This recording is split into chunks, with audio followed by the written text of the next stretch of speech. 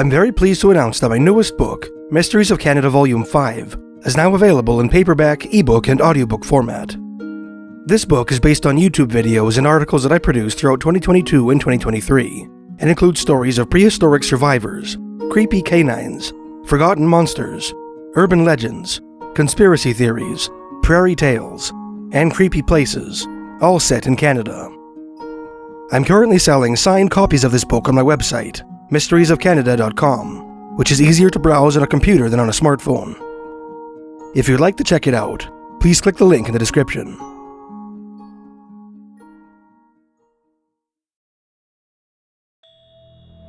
In 1921, the English-speaking world was introduced to the abominable snowman, or Yeti, the hairy wild man of the snows, said to haunt the slopes of the Himalayas, the legend of which members of the British Mount Everest reconnaissance expedition had learned from their Tibetan Sherpas. The resultant surge of interest in this exotic Asian wildman had little restorative effect on Canadian curiosity regarding the wildman of British Columbia, which was finally dragged from its 15-year-long dormancy by a series of sightings in the spring of 1922, made in the wooded center of the province. Specifically, these encounters took place in the Nechako Plateau, near Prince George, near the geographic middle of British Columbia, referred to today as the province's northern capital. An article in the Edmonton Journal which covered this story began, "How near does a human being resemble a bear? Or how near does a bear resemble a human being? Is a busy question just at present in the Prince George district of British Columbia, owing to rumors of a wild man running at large in the upper country. His description, given by those who have seen him, is such that he is easily mistaken for a bear at first sight. Narrowly escaping the attention of the rifle, every homesteader in these lonely regions packs along at this time, when she-bears are out with their cubs in search of food, hungry, and desperate bad actors if a man happens between her and the cubs. This wild man has been seen in different places lately. Those who got close enough to see it was a human, and not a marauding animal, describe him as a type of primitive cave or treetop dweller. Huge in stature, his few tatters of rags streaming from him as he runs like a deer when seen. He is evidently a white man, according to them." The article went on to explain how the wild man was supposed by some to be a navvy who had labored on the Grand Trunk Pacific Railway, which was built through central British Columbia from 1908 to 1914. When the railroad was completed, he, like other out-of-work laborers, established an illegal homestead in the woods of the Nechako Plateau, careful to maintain a safe distance from the Hudson's Bay Company's Fort George so as to avoid eviction and prosecution.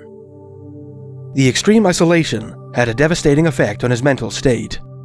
Gradually, his lifestyle devolved into one of abject savagery, apparently resulting in a physical transformation so profound that locals who spotted him flitting through the trees often mistook him for a bear. Last fall, the article continued, there was a wild man scare in the neighborhood of Ile Pierre, 35 miles west of Fort George, on the Nechako River. The RCMP got after him and scoured the wild country as only those men know how to scour, but failed to find anything on 2 or 4 feet that answered the description given them by the thoroughly scared homesteaders. Up near Chief Lake, they found a rude cabin on a small clearing, occupied by a man who was supposed to be peculiar, but he was not to be found when the police visited there.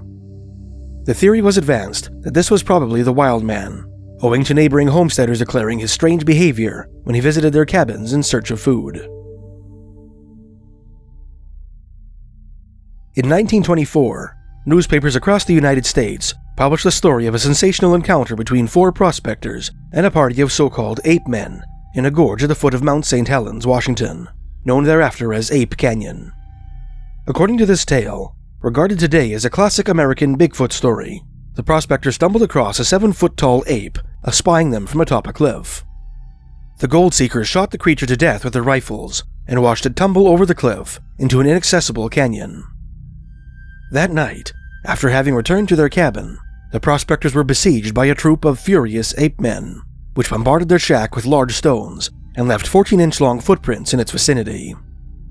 The prospectors later learned that the local Klallam Indians were aware that they shared their hunting grounds with these mysterious creatures, and that they referred to them as Seeahtiks. Circulation of the Ape Canyon story prompted Vancouver Island natives to weigh in on the Washington creatures, drawing a parallel between them and the wild men that haunted their own backyard.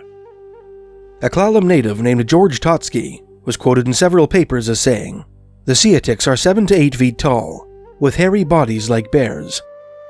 They are great hypnotists, and also have the gift of ventriloquism, throwing their voices to great distances." The Seeahtiks were last heard by the Klallam Indians about 15 years ago, and it was believed by the present Indians that they had become extinct. The Seeahtiks made their home in the heart of the wilderness on Vancouver Island and in the Olympic Range. Another Klallam native named Henry Napoleon claimed to have encountered a Seeahtik on Vancouver Island years before, saying, "I had been visiting relatives near Duncan, BC, and while there, I had been told many stories of the Seeahtiks by the Cowichan tribe of British Columbia, and warned by them not to go too far into the wilderness. However, in following a buck I had wounded, I went in farther than I expected. It was at twilight when I came across an animal that I believed to be a big bear, but as I aimed at him with my gun, he looked and spoke to me in my own tongue. He was about 7 feet tall, and his body was very hairy. As he invited me to sit down, he told me that I had come upon him unawares, and that his mind had been projected to different relatives of his. Otherwise, he would never have been seen. After we talked for some time, he invited me to the Seeahtiks' home. Though it was now dark, yet the giant Indian followed the trail very easily. Then we began an underground trail, and after hours of travel, we came to a large cave, which he said was the home of his people, and that they lived during the winter in the different caves on Vancouver Island. He also told me that the reason they were not seen very much was because they had a strange medicine that they rubbed over their bodies so that it made them invisible, and that, combined with their Wakti Nising, or hypnotic powers, made them very strong to Manawace men. They also told me that they could talk almost any Indian language of the Northwest. The next day, they led me out, and just at twilight, I came out of the underground trail, and they accompanied me to within a mile of the Indian village I was staying at.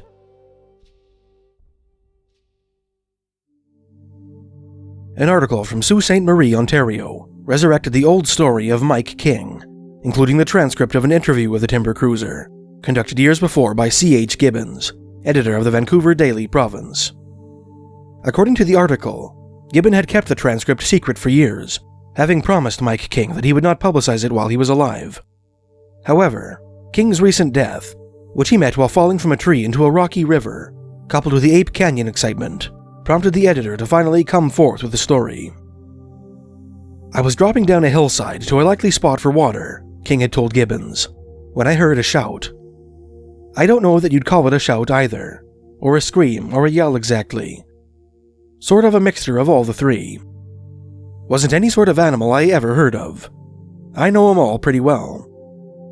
Of course, I stopped dead in my tracks and stood maybe 2 minutes listening, but there was not another sound. Then I caught a glimpse of him. He was running uphill across the draw, legs and arms all working. 4 or 5 feet tall, I'd judge, and plenty hairy, sort of reddish-brown, like a bright bay horse. I dropped my 30-30 on him as he climbed, when all of a sudden he stopped short, pretty near the top, and turned round and stared at me.